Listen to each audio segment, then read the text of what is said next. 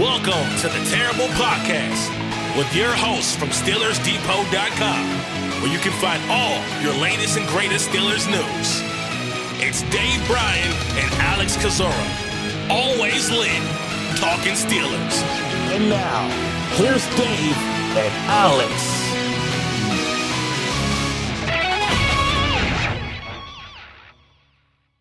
Welcome to the Terrible Podcast, Season 15, Episode 129. He's Ross McCorkle. I'm Alex Kozora, SteelersDepot.com. Thanks for being back with us this Friday, Steelers Nation. No Dave Bryan today. Something came up last second, so Ross will graciously fill in, get his draft thoughts, couple of minor Steelers news to talk about, and whatever else we decide to discuss. Ross, how you doing? Thanks for filling in. Yeah, I am doing well. I'm glad that your your house is still standing there. I understand you guys had quite the storm the other day there in Pittsburgh. But yeah, everything's good on my front.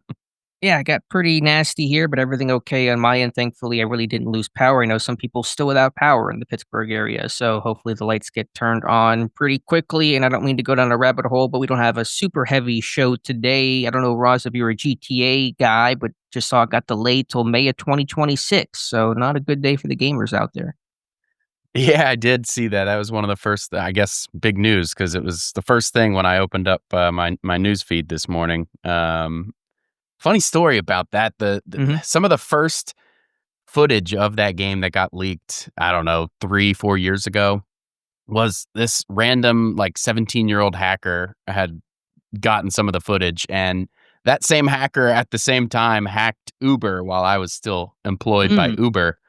And so he was blasting our work chat with all kinds of crazy stuff. And yeah, I don't know. Random side note there. No, that's pretty crazy. Yeah, I saw that stuff all back on GTA. So, yeah, big news. There were also some NFL news that just came in. The first rookie draft pick has apparently signed, not in Pittsburgh, but just in the NFL as a whole. Eagles linebacker Shmael Mondon has signed a 4-year deal, rookie slotted contract, 5th-round pick out of Georgia. So we'll see if those Steelers rookies end up signing here pretty quickly. 1 week from today, Ross, just real quick, they'll have their rookie minicamp, May 9th through 11th.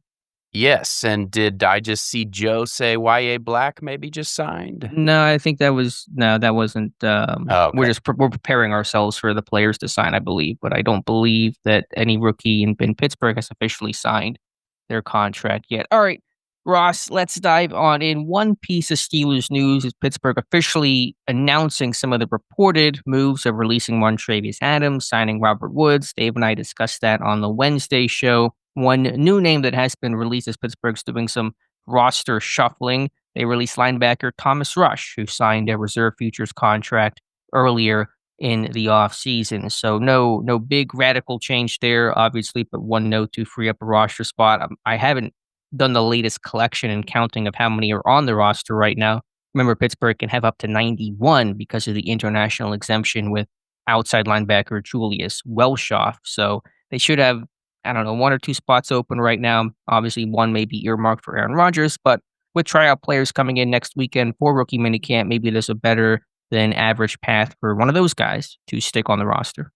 I believe we're at 88 after that release, and that is pending the report of Blake Mangelson, because I don't think that's been made official yet for the UDFA signing. But yeah, Rush is a guy who came in, last October, I believe, for a workout or one of those tryout basis things that they do. And so you never know when there's those long list of players who's going to end up getting signed. And some of those guys will stick around, some of them won't. So maybe we'll see Thomas Rush again someday.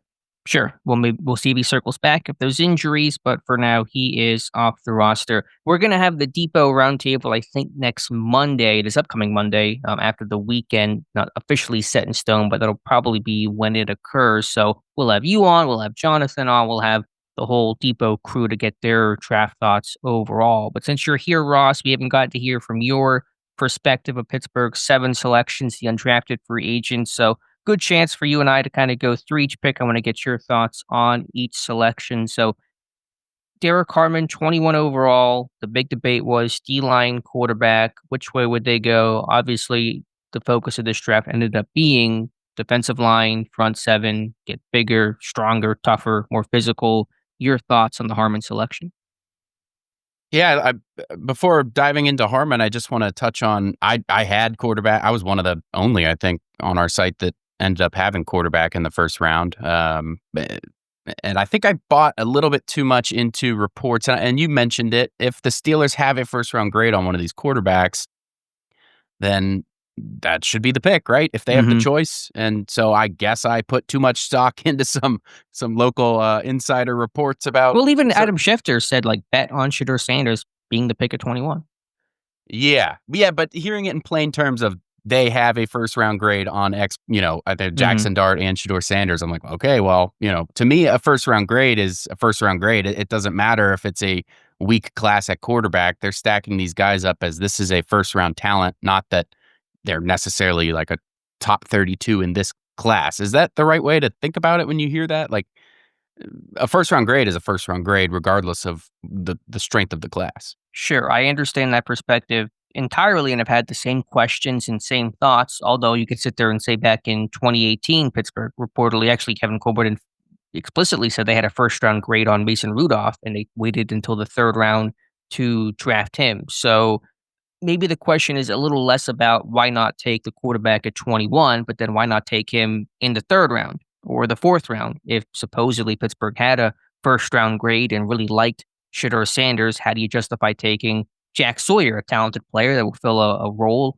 on this team, but a fourth outside linebacker over a guy you reportedly have a first round grade on at quarterback? Those things don't mesh. Right. And so that's kind of where I got hung up in my personal process of the pre-draft. And, I will eat the loss on this year, no doubt. But yeah, I going back to Harmon, I do like the pick a whole lot.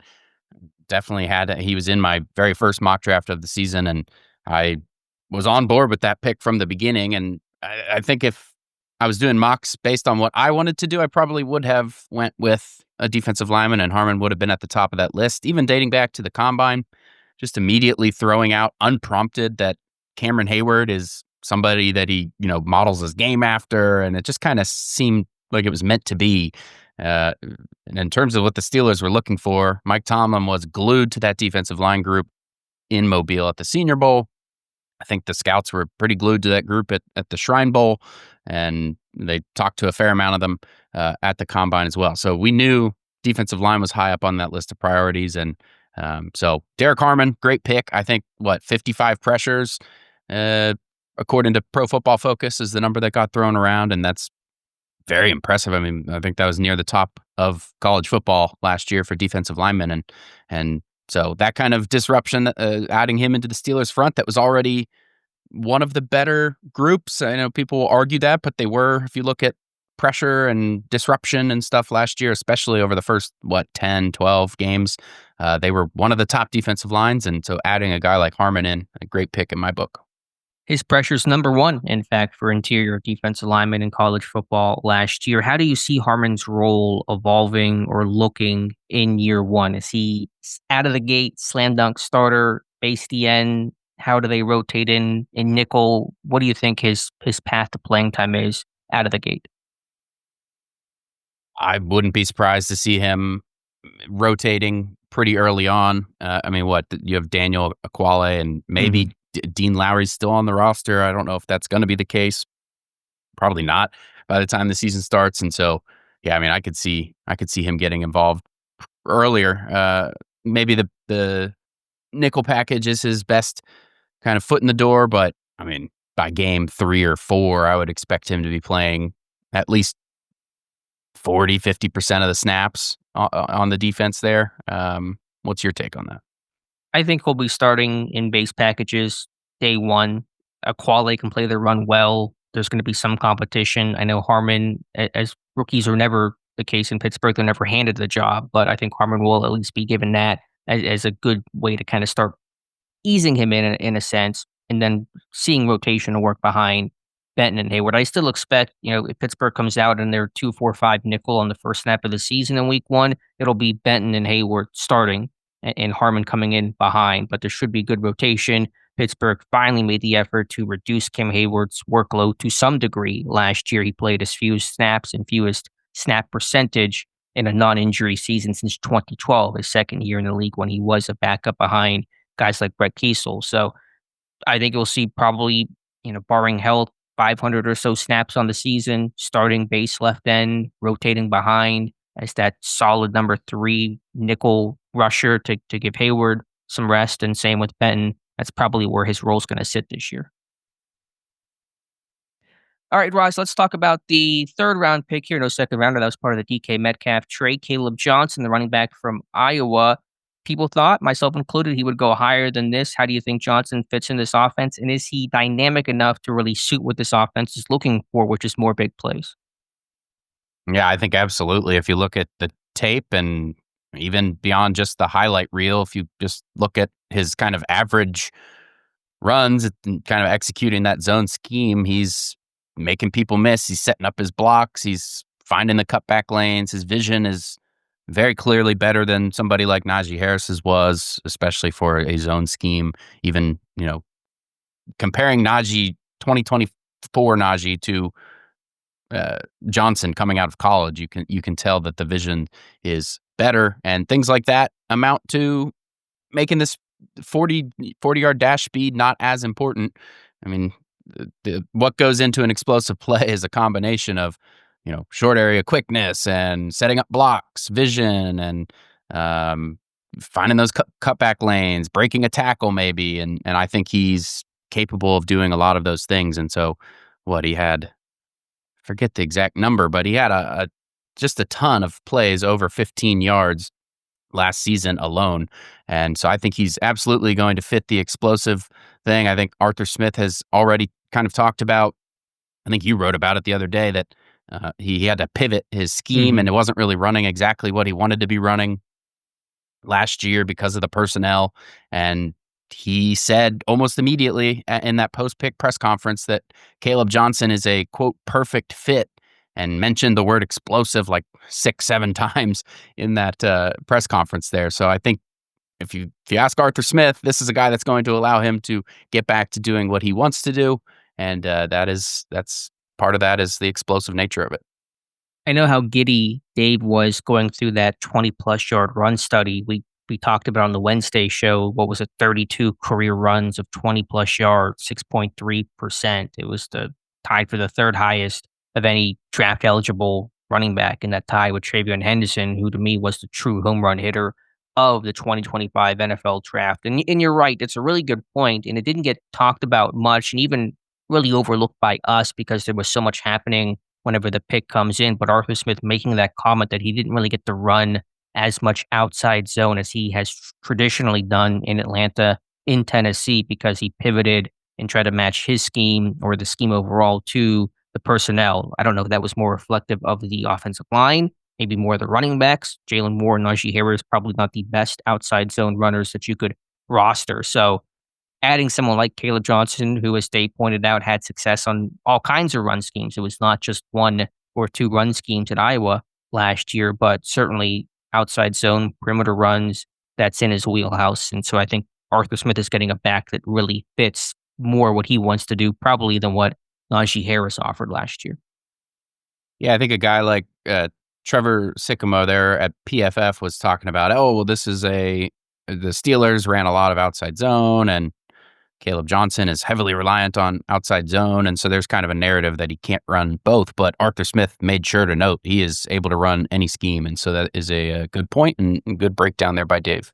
And I think with Harris, there was some maybe misnarrative that he was a pure power runner, and actually I think the numbers reflected that he was better on some inside zone stuff. But in terms of bouncing runs and getting the edge and catching the corner, that was not really his game. Johnson is more explosive. So I've always framed Johnson as that new school, old school blend of still having old school size, which Pittsburgh seems to always prioritize 220-pound plus backs, but Johnson certainly more wiggle, more burst. It's just a more finesse to his game. He is not going to be this power bruising runner that he might look like getting off the bus. When you see him at training camp, you might think, okay, got another big burly running back. He is more finesse. He's more burst. There is some power. There's a stiff arm in space that was really effective. The size alone is going to be a component, driving forward, falling forward, gaining those extra yards, but he's not going to run like Najee Harris. He's not going to run even like Jalen Warren, breaking a bunch of tackles in the sense of kind of carrying guys and running through people. It's a little more finesse, smooth is kind of how I define his run style. So a different element, but one element that was needed for this backfield. Yeah, what, 33-inch arm, something like that? That stiff arm should be pretty nice. For sure. All right, let's go to fourth round pick, Jack Sawyer. And this is probably the first quote unquote surprise of the draft in the sense of not many of us were talking about Jack Sawyer or the edge position in general for Pittsburgh. Your thoughts on the selection? Was this more luxury than need? Would you have gone a different direction? And your thoughts on Sawyer, the prospect himself? Yeah, I think at first my knee-jerk reaction was this is luxury, this is best player available, and I think to an extent, maybe he was one of the higher he probably was one of the higher rated players on their board at the time. He really fits kind of the Steelers' just image, I guess, at outside linebacker. He's a high effort guy. He's a leader. He was productive. He made big plays in big moments. And so it all makes sense. I do wonder kind of how he's going to get involved early on. But you look at last year and they traded for Preston Smith at the trade deadline. And that's because DeMarvin Leal was hurt. That's because you had Herbig and Highsmith dealing with injuries throughout the season. And so last year is a perfect example of why this pick makes sense. And that is not the first time over the last 5 seasons or 6 seasons that the Steelers have had to deal with outside linebacker issues with injuries and whatnot. And so you can never have too many. And yeah, I don't view him as a replacement for anybody at all. Obviously, Highsmith and Watt are going to be starting. And Herbig deserves a good amount of snaps with what he's done and his kind of limited action over the last couple of years. But it's never a bad idea to have that guy around. Watt's 30, what is he, 30 years old, 31? I think he's 30. Yeah, just turned 30 during this past season. And so, how many more years does he have? Highsmith's contract, a few more years by the time. Yeah, I mean, maybe Sawyer's looking pretty good by the time contracts are starting to be talked about the next wave. And so it's never a bad idea to have somebody like that in a premium position. And so I think, I've definitely come around on this pick. I was a little bit puzzled at first, but I like it overall. I had posted my way too early 2025, I should say, roster prediction and was kind of going through the outside linebacker room. And I was looking back at some previous rosters just to see how they were constructed out of the gate. And the difference in how well, and I mean this in a really positive way, Pittsburgh has prioritized quality edge depth top to bottom under Omar Khan compared to the final years under Kevin Colbert's a pretty stark contrast. I'll just kind of read off where some of the initial rosters were at edge at outside linebacker in those final Colbert years, what they look like compared to now. In 2021, your backup outside linebackers were Melvin Ingram and Jameer Jones. Jones, who was that special teams guy, and Ingram, who's only here for half the season, then forced his way out, and Pittsburgh had to trade him to Kansas City. In 2022, the backup outside linebackers were Derrick Tuska and Malik Reed, which was granted an Omar Khan trade. That was one of the first moves that Khan made, but Khan was not really part of the bulk of the 2022 offseason. Colbert was here through the draft. So Tuska and Reed were your backups. And then you go to 2023, Khan's first full year. It's Marcus Golden. It's Nick Herbig, much stronger. And then, as you said, right now you have Herbig and Sawyer. Last year, you had Herbig as your top backup. And then you go add a Preston Smith at the trade deadline to bolster that group. And so I think it's really important to be strong at your most important position defensively. That is outside linebacker. And so even though Sawyer might feel like a luxury in a sense, given the injuries Pittsburgh has suffered to the position, last year being Herbig and Highsmith early in the year, Watt battling things late in the season, I think you really want to be strong top to bottom. And so I'm okay with taking Sawyer because he's going to give you quality depth where if he does have to come in and play, there's not a severe drop-off where you're hemorrhaging the lineup and you're having to go outside the roster and add practice squad guys from other teams, as Pittsburgh had to do last year. You're really comfortable with all 4 of those guys playing. Yeah, I mean, Preston Smith was playing, like 30, floating around 30-ish% of the defensive snaps in the games that he played, I think. And, I don't know if Sawyer will get that right away, but could he get that by the end of the season? Maybe. And, especially he's a bigger guy and all that happened against them in the running game last year, I could see him working into a little 20-ish, 25%-ish of the snaps role by the end of the season.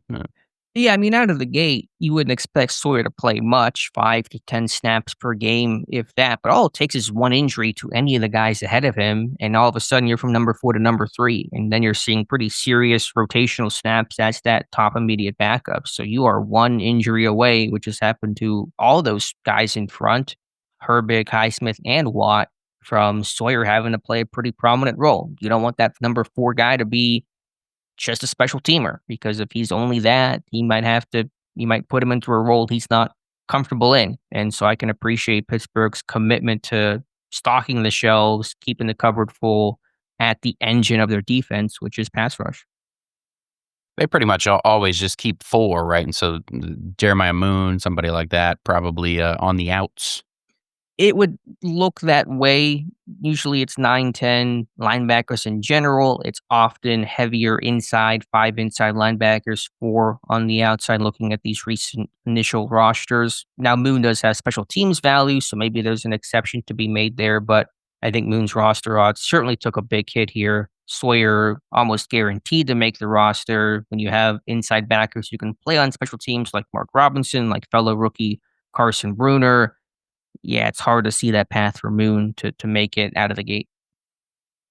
And then Sawyer himself is just a good prospect that I think you had the tweet that kind of got picked up pretty well online of the value of Jack Sawyer and how many outlets had him as a top 70, whatever it was, top 50 player. You get him in the 4th round. I mean, just from a value standpoint, that's hard to ignore. Yeah, let me see if I could get that up. Dane Brugler, 58th overall. Matt Miller, 62nd overall. Daniel Jeremiah, 70th overall. Eric Edholm, 35th overall. Steelers got him at what, 123? Yeah, so you just from I think there was really good value, and ultimately 2 years from now, value may feel a bit meaningless because we'll forget about exactly where these guys were projected. But Caleb Johnson, I'm sure if you look at the same rankings, he was probably listed well above 83 where Pittsburgh took him. Same with Sawyer, same with Will Howard.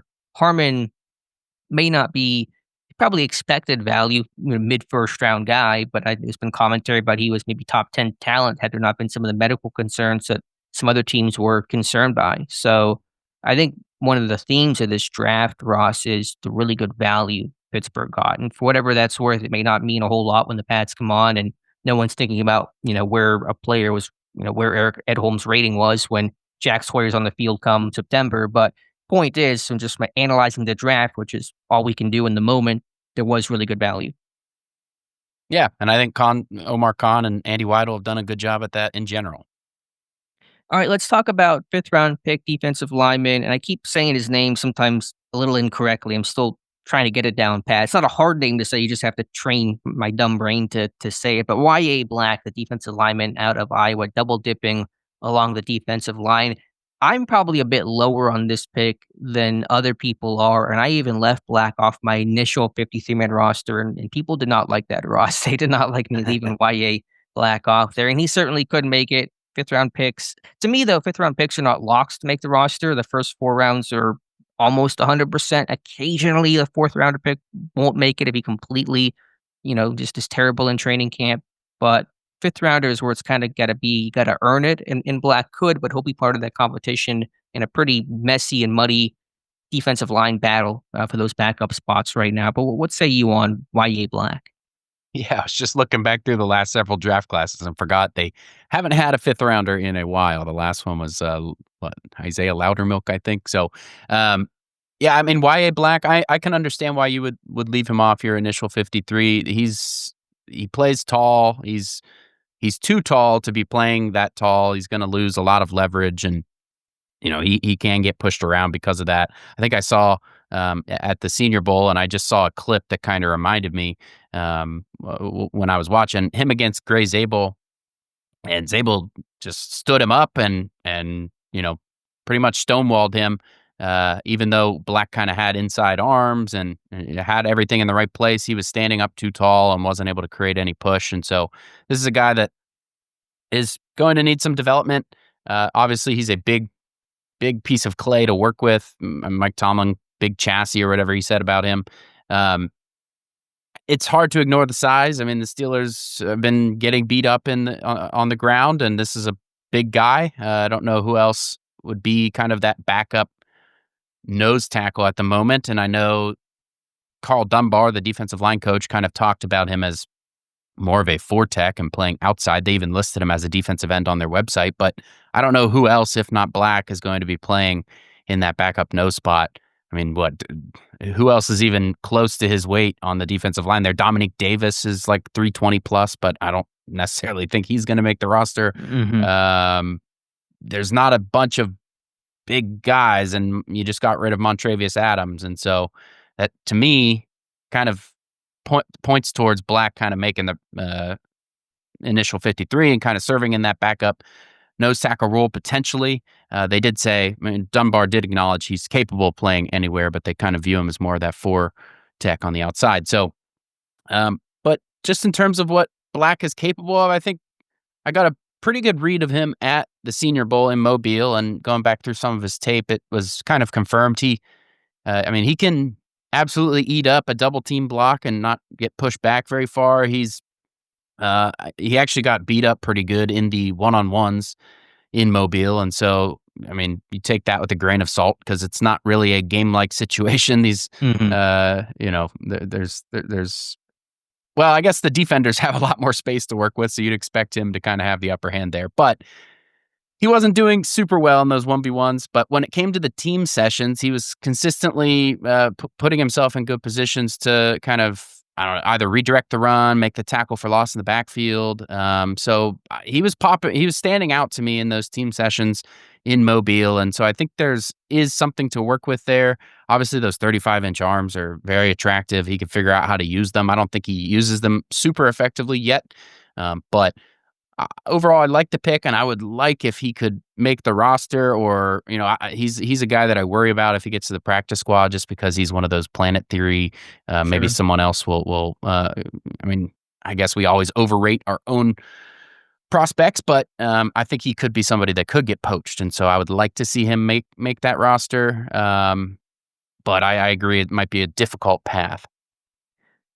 Dunbar's comments were curious initially when he seemed to be pretty committed to playing Black at defensive end, and it'll be doubly so if that continues after Montravius Adams' release, because you're right, there is no obvious backup nose tackle right now. Now, I will say, even though I didn't like it, Logan Lee played a lot of nose tackle last summer, and I think I slightly incorrectly said he was the backup nose tackle last summer. He was third string. It was obviously Benton, Adams, and then Lee after Fehoko went down during training camp. So, Benton's not a big guy in the middle either, and Dunbar is pretty adamant he's going to stay at nose tackle. So does Pittsburgh want that big plugger in the middle? Maybe not. So if Black, though, plays more nose tackle, and I hope he does, I think that's the best thing for him, best thing for the team, then I think I'll have a better chance to stick and just have better tape. The further he plays out closer to tackle, I think the more problems he's going to have. So I don't want to completely bash the pick. When it's good with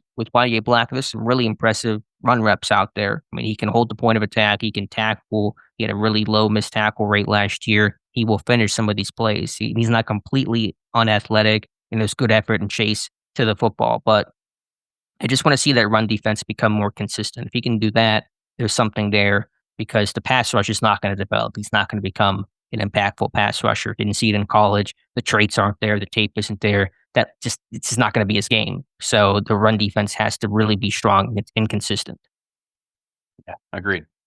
Did you say the last 5th round pick was Loudermilk back in 2022? Yes. It looked. Wow. Yep. And they had to trade up. Remember, they traded up into the 5th round for Loudermilk. So who was the last 5th round pick that was not a trade situation? 2020, they didn't have one. 2019, Zach Gentry. So it's been a while. And they traded down in the 5th round to get an additional 7th round pick and then take YA Black there. So a little fun draft stat of the weird for you.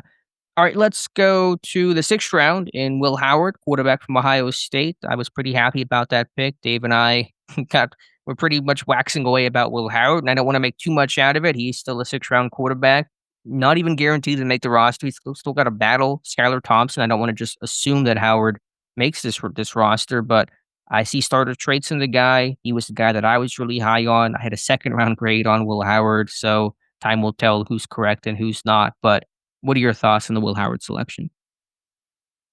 it's hard not to like the pick. You talk about pedigree and winning a national championship and just kind of how he battled his way back on that Ohio State team last year that faced a little bit of adversity towards the end of the season. It's hard to, discount a guy who kind of united the team. By all accounts, a lot of people on the roster seem to like him, and it would have been easy to kind of throw in the towel after such a embarrassing loss to Michigan at the end of the season, and there they were winning the national championship. And I think Howard was one of the biggest reasons they were able to make that run in the playoffs. So it's hard to ignore all of that. After watching the Gruden quarterback camp, it made me like him even more because, Gruden does a good job at highlighting all those guys, and you come away liking almost everybody that he does those videos with. But, he seemed to be his football IQ seems to be good. His mental processing seems to be good. Gruden had him kind of install like a audible package in that video, and for different situations, if they're sending the blitz or if they're in cover 3 or whatever it might be. And Howard executed that pretty flawlessly, at least from what they showed us. I don't know how edited those videos are or not, but it looked good on that video. And when you look at what he was able to accomplish at Ohio State, absolutely. And this is a guy that I think anybody who follows our site and reads your profiles was probably fairly high on, having a second round grade on him. And that'll be one of your feathers in your cap if that ends up coming to be. It's funny, when I watched that Gruden quarterback video, I watched that one. I watched the Quinn Ewers. The YouTube algorithm now is just flooding like all the Gruden quarterback camps from his ESPN days. And I watched one last night on Kellen Moore when he came out of Boise State. It's just so funny to see that now that he's the head coach of the Saints. And so, really, really well done. And it's easy to like Will Howard, the player and the person, after watching that. Here's the question though with Will Howard. Okay, we like the tape. We see the potential with him. What is the path to playing time, though? He's not playing this year, and if he does, something's gone wrong. Let's assume Aaron Rodgers signs, or even if he doesn't, some other veteran, Kirk Cousins, God help us, Carson Wentz, somebody else comes in to be, the number 2. At best, Howard's the number 3 to begin the season, and that's if he makes the roster, which there is still no guarantee of. He'll have to earn that spot competing with Skylar Thompson. So number 3 this year, the group stays healthy, he's not going to play. You go into next year, let's assume it's Rudolph on the roster, it's Howard on the roster. Pittsburgh's going to probably make that big push for the first-round quarterback in 2026. Let's go assume they draft whoever you want to put in there. Howard's still not playing, still the number 3. Rudolph the number 2 backup, Howard the number 3. Where do we actually see this thing going for Howard to actually get to prove himself? He'll get to practice, he'll get to play in the preseason this year, but where is the most optimistic view in terms of him actually getting regular season reps? Yeah, that part of it's difficult to really see. Aaron Rodgers if he ends up signing, 41 years old, I guess you look at that as like a injury risk at 41. Yeah, but he played hurt. He played every game last year. He was injured, but he's been a durable quarterback, torn Achilles aside 2 years ago. Yeah. Yeah, exactly. And so the path for Howard to get playing time, probably not great. What I will say is Rodgers probably isn't going to be playing a ton in the preseason, if at all. And so you might get to an extended look at Howard, which is helpful for him. But yeah, you have Mason Rudolph there, and he's on a 2-year deal.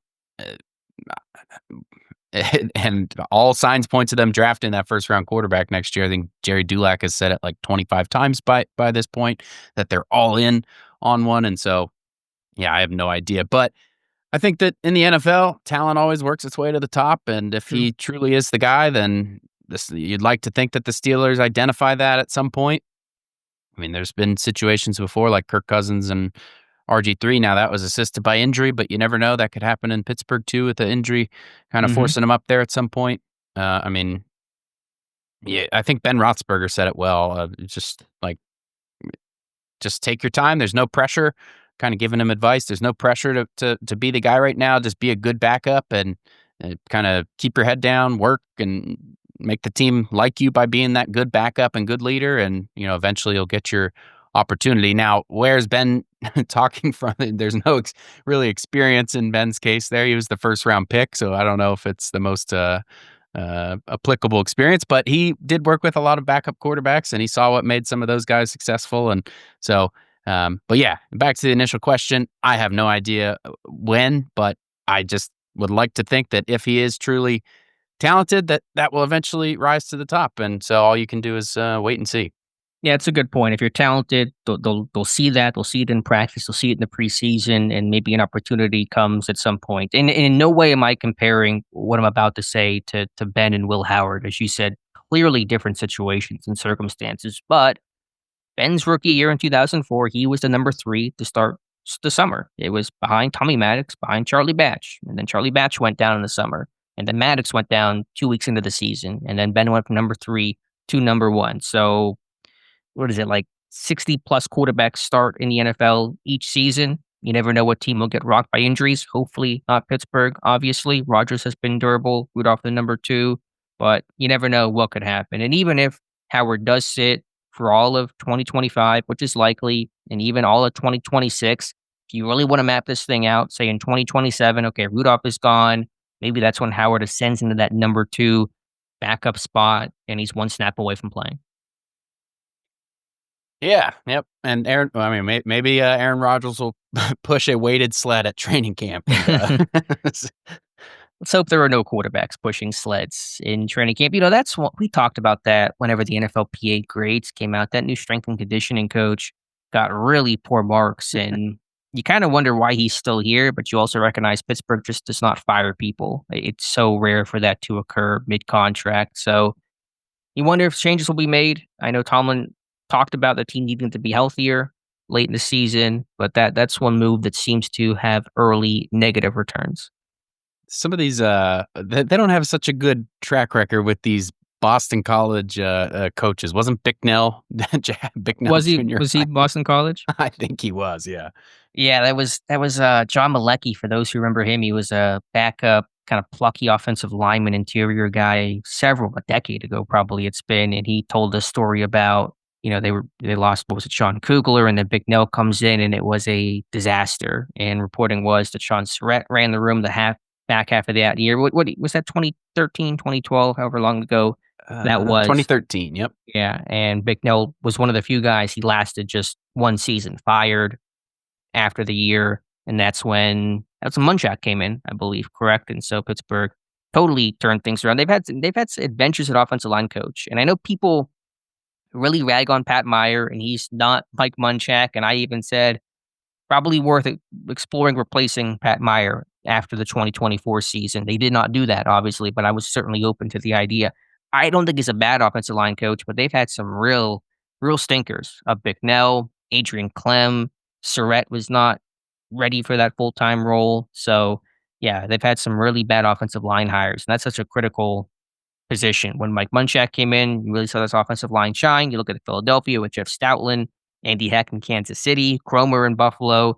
Those guys really are able to elevate those O-lines and by extension, those offenses. So the offensive line hire is such a key position, and Pittsburgh's results have been mixed, and I'm being generous with that phrasing.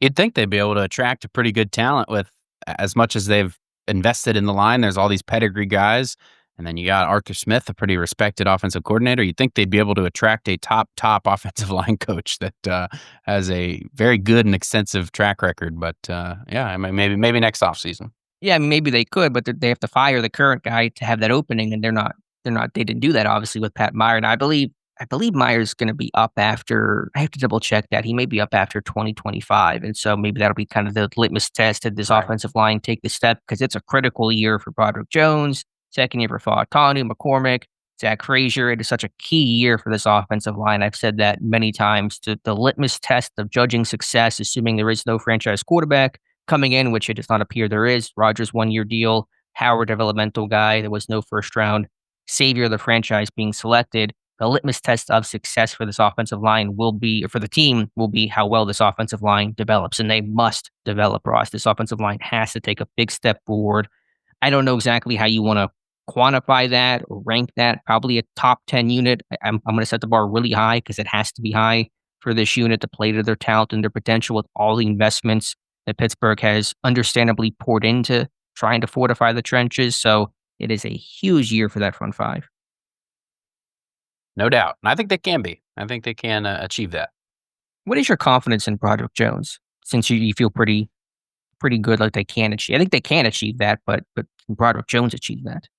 Yeah, Broderick Jones is the biggest question mark of the group. I think at the end of it's kind of weird because at the beginning of his rookie year, he looked pretty good and trailed off, and then at the beginning of his second year, he looked pretty bad and improved. And so, if he can take the first half of his rookie year and the second half of last year and put together a full season, he'll be in a decent spot. I don't think he'd be in a trade up for him in the first round spot, even if he did that. But I think he'd be a serviceable, slightly above average starter if he was able to do that. And I don't know. I mean, a lot of people are kind of putting all the stock in, oh, well, he's going back to the left side. He's going to magically be way better. And maybe there's something to that. I mean, I think the coaches kind of sensed that he could play either side, and it was kind of a necessity because Dan Moore Jr. wasn't capable of playing right. But I'm not super fully bought into the fact that just going back to the left side is going to magically fix everything. I mean, at this point, he has played more right tackle in general than he has left tackle in his, I guess, excluding high school, his football career, because he didn't have that many starts at Georgia there. And I think it was like halfway through last season, he surpassed his total number of starts on the left in college in the NFL, and his right tackle starts are greater now. And so I don't see that being a huge factor in whether or not he improves. I think the biggest issues with him last year was his punch timing, his punch placement, his ability to hang on to those blocks longer than that first second or whatever. It's like the antithesis of a Zach Frazier who, once he gets his hands on you, you're not going anywhere. Broderick Jones was unable to latch on to anybody, seemingly. And so those are the concerns, and those aren't going to be fixed just by going to the left side. So, I mean, maybe that injury was greater than we thought. I think they said he had multiple injuries, or he said maybe that he had multiple injuries that he was dealing with. I forget exactly the context. Arm, wrist. I think he mentioned multiple things. You're right. So, maybe the combination of going back to the left and the injury is enough, and plus the experience. I mean, he's still only like 22 or 3 years old or something. He's still very young. I don't know exactly the age there. And tackles do need time to develop. Sometimes we do want to judge these guys pretty quickly. And as you said, Jones only 14 starts at Georgia. So you do want to give some grace and understand these guys have to grow and mature physically, mentally. 23 years old. And I mean, look at Dan Moore Jr.'s career arc, and look what he just got paid, and look where he started. And it is definitely possible for these tackles to grow. And I think even like offensive line, former offensive linemen and offensive line experts around the league are always talking about the state of the offensive line talent in the NFL, and it's just not where it used to be when these guys came out. And there's, whatever you want to point to, a lack of practice time compared to the old days, whatever it is, the cohesion of the offensive line is so important. And so a young guy like Broderick Jones, who's already inexperienced, who's dealing with less practice time than you would have gotten back in the day in the NFL. And yeah, you can expect that to take a little bit of time. And so I'm open to him maybe turning things around, but he is the biggest question mark for sure. No question. And I'm with you. I don't think moving to left tackle, going back there's the cure-all for all of his problems. If you don't know the snap count, I don't care if you're playing left tackle, right tackle, tight end, wide receiver, you're going to have issues. There were so many unforced errors that Jones created for himself last season. But to play devil's advocate, just because he's played more on the right side doesn't mean he's necessarily more comfortable there. There are some guys that just they're not as comfortable with their punch or their kick slide on one side or the other. And no matter how many reps they get on one side, it's not going to get better than the other side. I can write with I'm left-handed. I can write with my right hand for the next year. I'm still not going to feel more comfortable writing with my right hand than I would with my left. And I'm sure the true is it's true opposite for anybody else right-handed and left-handed. So maybe that'll help a little bit, but there's certainly a long ways to go with Broderick Jones. Can he get there? Absolutely. The physical talent is there. He's got to lock in, got to stay focused, stay healthy, and we'll see what happens.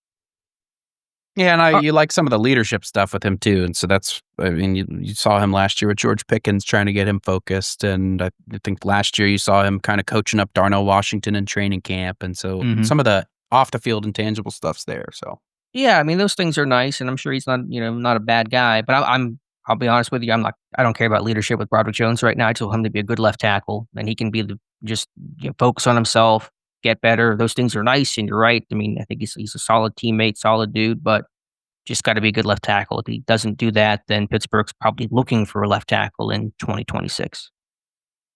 All right, let's talk about. I'm kind of got off track, so I apologize. We were on Will Howard. We somehow ended up on the offensive line there. Let's talk about other seventh round selections. The pair of picks there with Carson Bruener, the first of the seventh round selections at 226 overall, and this one just felt so obvious, felt like such a Steelers pick. I know they talked about, this has nothing to do with his last name. It has a lot to do with his last name. Not to sit there and say that Bruener was not worthy of being drafted. He was, but the connection to Mark Bruener, the understanding of the person himself, those things are always important to Pittsburgh, the hearts and smarts, and Bruener checks those boxes. Yeah, when Mike Tomlin said it's a fun side note or whatever he called it, it's not the exact same situation, but I remember back when James Conner was drafted, Tomlin said something very similar. He was like, "If we hope people think this is just a sentimental draft pick or something like that." And so, yeah, I mean, some of these guys you just link to the Steelers, you can write them in ink and forget about it. And of course, I overthought it and did not include him in my mock. Shame on I've me, been there. but yeah, it is interesting pick. I think Mark Robinson is entering his final year of his contract, and so you get that next guy in here who could potentially be a 4-year special teams ace with potentially some deep upside on defense. Maybe, I mean, it's a crowded linebacker room as it is right now. Peyton Wilson, Patrick Queen, even Cole Holcomb's back. And he's got to battle through Mark Robinson, who I think has been a pretty solid special teamer over the last couple of years. He's made some impact plays even. I think he had a forced fumble or two over the last couple of seasons, if I'm not Eagles mistaken. game. He had that one. They didn't recover last year.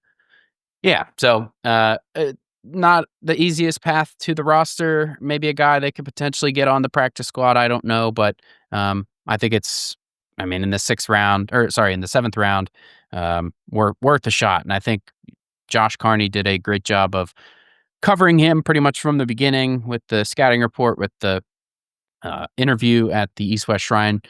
I mean, he seems like a leader. I think he was a captain last year for the Washington Huskies, and so he's got pretty much everything you'd want in a Steelers pick.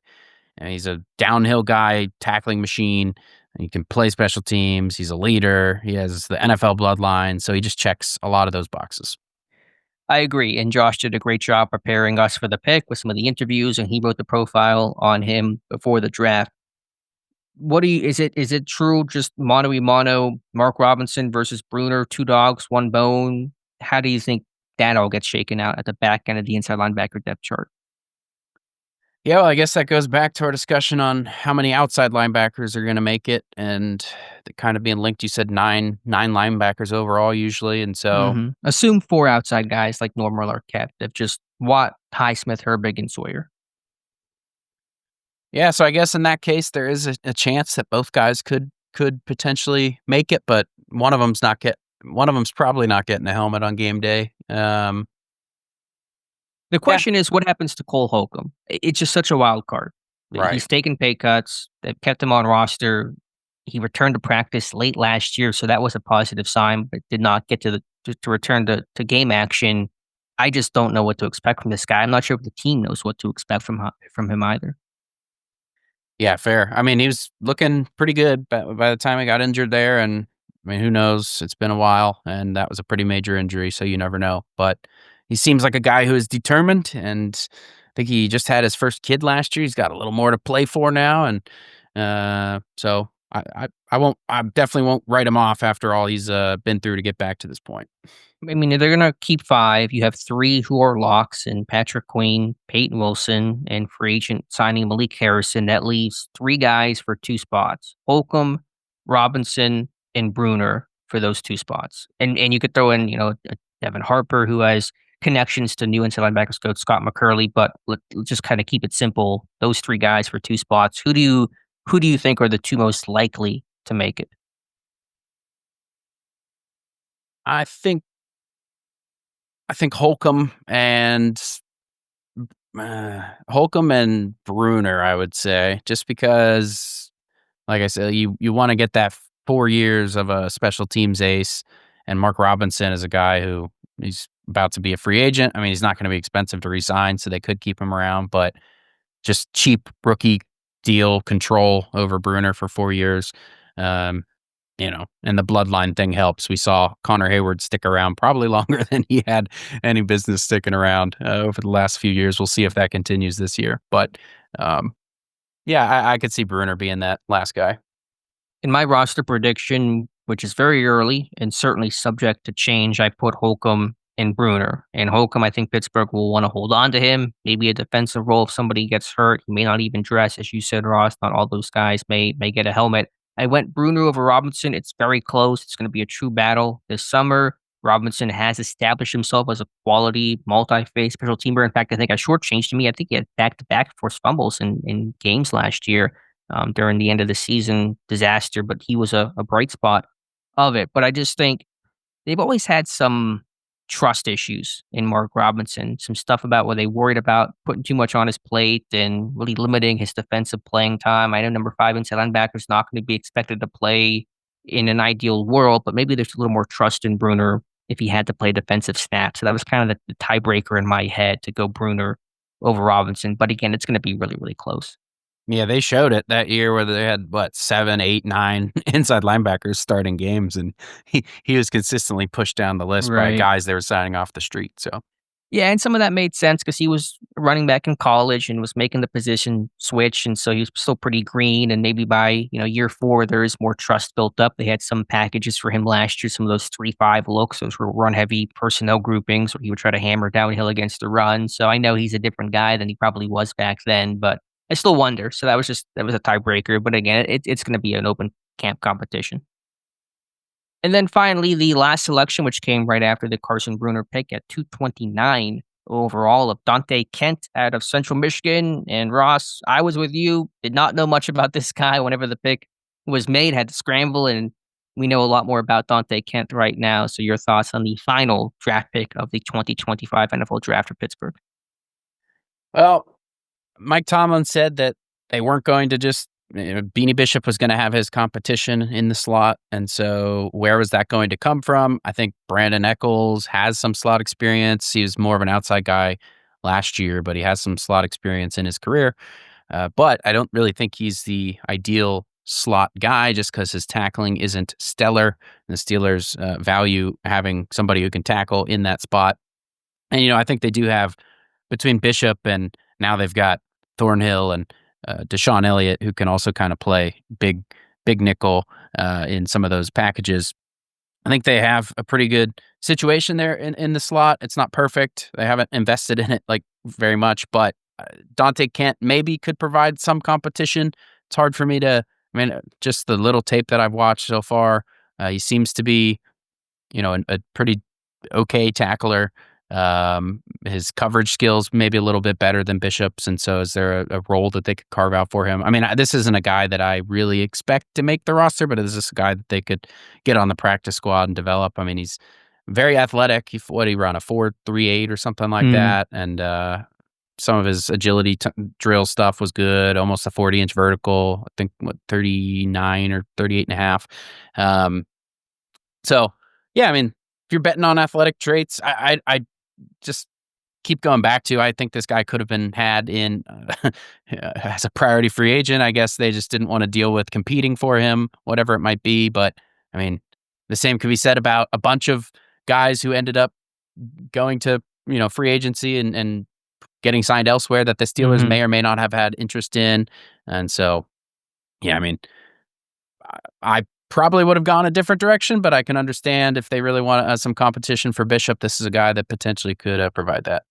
Especially and I hate to do this because I try to focus so much on just the guy itself and not who they could have taken because that's a fruitless exercise. But Dan Jackson went, I think, one pick after to the Lions, which is such a Dan Campbell selection to take just a hair on fire special teams guy in Dan Jackson. So, yeah, there's I assume that'll be kind of the competition. Kent, Bishop, and Echols. I think you're right about that. Could Trice maybe get a look? Do they run some more big nickel with Thornhill? Potentially. I mean, it's such a low bar because, as you said, the team has invested so little in the position. The slot corner situation looks a whole lot better than it did last year, than it did in, what was that, 2021, I think, when Minka Fitzpatrick ended up having to try to do those duties and wasn't comfortable there, and they had to scrap that pretty quickly. So at least Bishop returns, Eccles a vet, Kent's, draft pick, another name in there. Last year was literally, okay, Beanie's healthy, he's here, he's the guy. We have no other options, which was just, such a gamble, which I guess kind of worked out. I mean, Bishop, certainly made plays, and then they replaced him with Cam Sutton, which ended up being a pretty foolish idea overall. So it is better this year than it typically has been in the slot, but is it still great? I would say far from it. Yeah, in a world where Kyler Gordon is getting a 3-year, $40 million deal to be a slot and kind of more or less showing what the NFL is starting to think of that slot position. They have for quite some time, but now committing serious money to it. It is a starting position, and it's been a real weak point for the Steelers. And so, yeah, I mean, I guess you want competition for Bishop, but I kind of still just have Bishop penciled in there. Yeah, I think so. Maybe they add somebody else, some other veteran before training camp. You never know what could happen there. For Kent, I mean, his most realistic path is not challenging for the starting slot job. It's going to be special teams. It's really going to be about beating out James Pierre as that sixth cornerback in Gunner. And Dave and I talked about recently, Kent does have a background there earlier in his college career, less so his last 2 years, but he has played Gunner before. There is speed. He can tackle. He is aggressive, and there's 1-2 there, had a ton of tackle production at Central Michigan. So if Kent is going to make it, and those odds, you're right, do seem pretty long, it's most likely not directly challenging Bishop, but beating out Pierre as a Danny Smith kind of a guy. All right. Any other final thoughts here? Just your thoughts overall. What kind of were your main, just kind of 30,000-foot view takeaways of the class, Ross? Got good value. You got the positions of need at the top there. What's going on at quarterback? I don't know. Will Howard, good value. Like to pick, but not being aggressive at quarterback raises some questions. Jalen Milroe, you hear things like the Steelers like him. Apparently they didn't. They had the opportunity to draft him in the third and did not. So, I really like what they did. I think the 2 top picks, or even the 3 top picks, are all guys who are going to contribute this year, and you can't be mad at that. And so, Omar Khan and Andy Weidel continuing to marry value with need, and yeah, it's kind of the gist of it. Agreed. I think the focuses and themes were improving the front seven, getting more physical, finding good value, and I think having some, as much as they can be in the draft, nothing is 100%, but some clean projections. Harmon, Howard, Caleb Johnson, Sawyer, all I think pretty good scheme fits that played in quote unquote pro style systems that are easier to project into Pittsburgh system and to the NFL. What is your thoughts, as you touched on it, the quarterback situation, passing on some of these guys? Some in the national media have speculated this is all driven by Aaron Rodgers, where the team is either confident Rodgers will sign, and so they decided to not draft a quarterback, or they were concerned that if we draft a quarterback high, Rodgers will get scared off and then not sign with us. Are either of those things valid, or do you think Pittsburgh passing on a quarterback was truly unrelated to anything about Aaron Rodgers?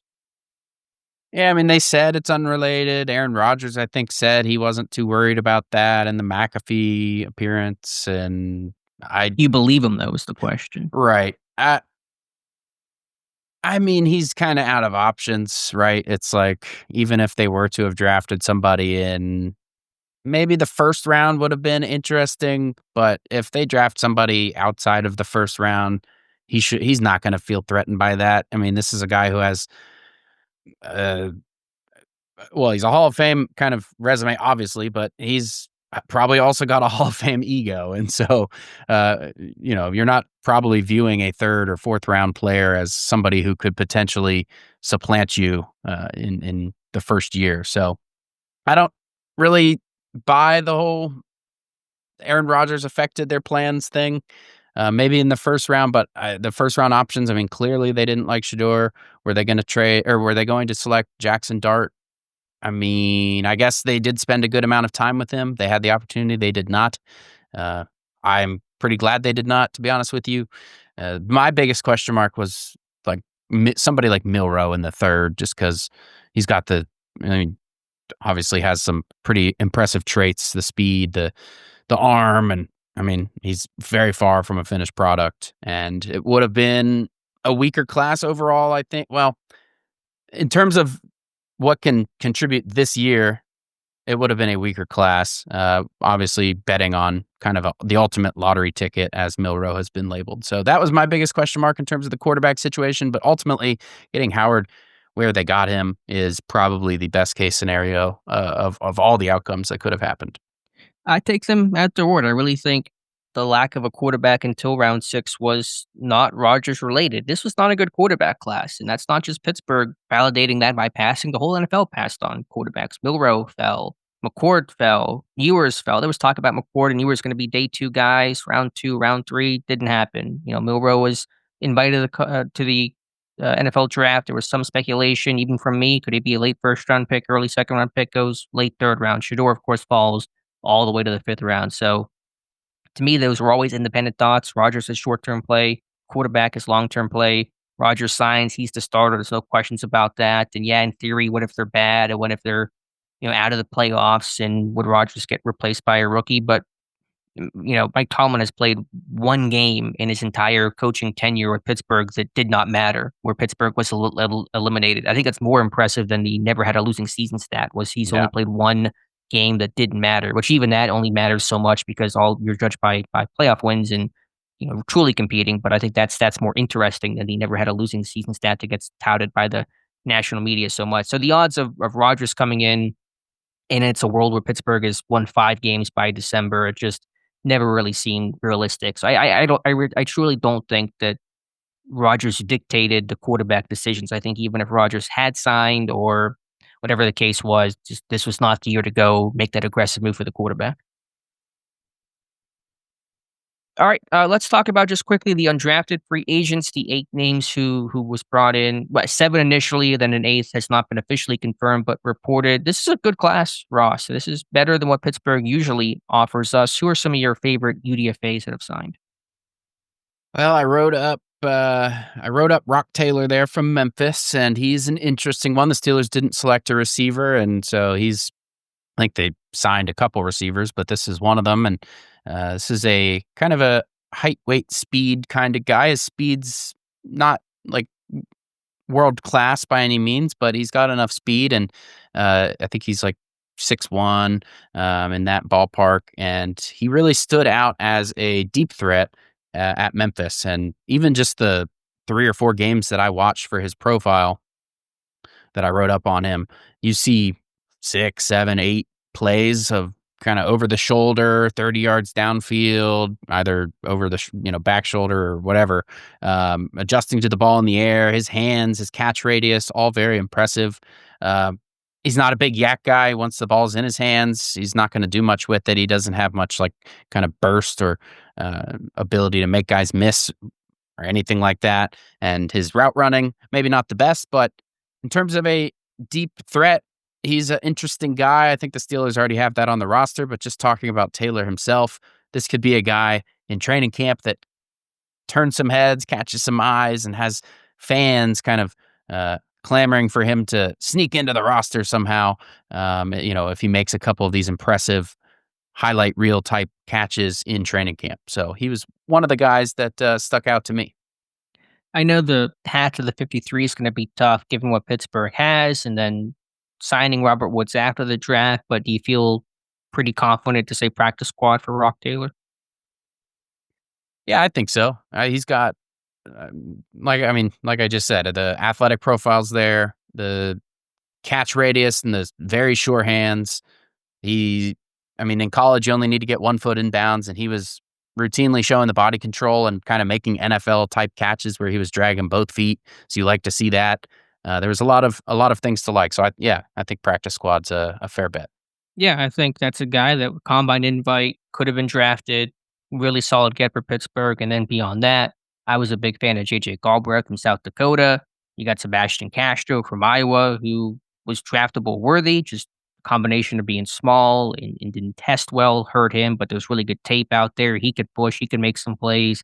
even the kicker Ben Sauls, who really has no path to make it, but I thought one of the better kickers in this year's class and had a really, really strong 2024 season where the leg strength really went up a notch and he was money from 50 plus overall. So, it's an Aiden Williams from Minnesota Duluth, an interesting small school kid. It's a good class. And I was thinking, and I wrote about this for the weekend. Why is this class so much better? Because Pittsburgh did not change their approach. They're not giving massive signing bonuses and partial base salary guarantees. It sounds like DJ Thomas Jones, who's an interesting guy. I actually put him on my roster prediction on the 53 as a fullback, like a true potential fullback. He didn't play with his hand down a lot, but there's strength and power to lead block. Why did Pittsburgh get such a good haul? And I think it was because you had so many guys go back to school for 2024. Dan Colbert had said in a recent interview that they had 600 guys that they graded that went back to school for 2024. And so all those guys basically came out for 2025 for this year's draft. And that just kind of made it deep when it comes to undrafted free agents. And there's even guys getting tryouts that I thought should have been signed, like Thomas Perry from Middlebury is a tryout in Baltimore. Like that's a guy that is talented enough to have signed a contract, but because I think there were all these guys that stayed for that extra COVID year, that went back to school, that then came out as kind of super seniors. It made this year's pool unusually deep. So I would not get used to this if you're Pittsburgh. If you're a Steelers fan, I don't know if next year's class is going to be as impressive if the model stays the same in terms of being kind of uncompetitive financially. But a uniquely deep class, I think, helped Pittsburgh get a really good group of talent. Yeah, I like that. I like that theory. I think last year the Senior Bowl director Jim Nagy was talking about his big board was kind of fell off a cliff after I think it was the 5th round, just kind of a bunch of undrafted kind of grade guys that were going to be picked at the end of the draft last year. And so yeah, that makes sense. And I think we're finally almost out of the weeds for that extra year of COVID eligibility. Maybe one more year of dealing with some of those players, but yeah, just having 6th-year players has been very interesting in terms of the scouting reports, in terms of where to put value on these guys, just because teams like the younger players by and large. And I mean, the Steelers got somebody like Sebastian Castro, undrafted. That's another one that I don't think we just mentioned that I personally like a lot. I think I watched him at the Senior Bowl. He's, downhill kind of guy. He's kind of like a homing missile to the ball. He's physical. I mean, he's not very large. His athletic testing wasn't amazing, but I don't think it was like 4.59 is not, you're not going to be putting him back at like free safety or anything like that. But I mean, it's okay. Like for his tape, for him to go undrafted was kind of surprising. There's other guys like Jared Ivey from Ole Miss. This is a guy that I really thought should have been drafted. I was very high on Jared Ivey, especially at the beginning of the process. I think he probably hurt himself by losing weight and trying to be more of an edge player when he should have been going the other direction and maybe trying to be more of a 5-tech guy. But yeah, I think there's a lot of good players that didn't get drafted this year, and I think last year it was much weaker in that regard. So that's a good theory. Right, because all those guys did not declare last year. So, I mean, this year's draft class overall wasn't the best because it lacked the blue chip talent. But in terms of the real kind of lower day 3 guys, I think it was a stronger pool. When you talk about, this year's undrafted guys, a lot of them would have been drafted last year. A lot of tryout guys this year would have been undrafted, signed to contracts last year. So that part of it was unique. And you're right. I think we're basically past the COVID era. Maybe some of those guys, a couple guys will still be around for 2026, but I think this was kind of the last bulk of those COVID year guys where you had the extra year of eligibility and older prospects. It's going to be a little more quote unquote normal, traditional, I think, starting next year. Just really quickly here, Ross, your thoughts around the AFC North. Dave and I have not discussed too much about what the rest of the division did and how they drafted. Of course, the most notable draft pick was the Browns trading up to take Shedeur Sanders. You had Baltimore take Malachi Starks. In the first round, you had the Browns trade away from Travis Hunter, then take Mason Graham in the first round. The Bengals took Shamar Stewart in the first round. Just your overall thoughts and any notable takeaways on those 3 classes. Well, starting with the Bengals, I think I probably would put them as the weakest class of the 4. I think Shamar Stewart is more of a lottery ticket than a sure thing in the first round. He was disruptive enough, but I mean, 6.5 sacks in all of his college career is very low for a first-round pick at the edge. He's an athletic freak, and he tested well and all like that. And maybe he'll prove everybody wrong and prove the Bengals right and be one of those top guys. But what does that mean for them with Trey Hendrickson? I mean, we'll see. That's definitely a downgrade if that ends up happening, obviously.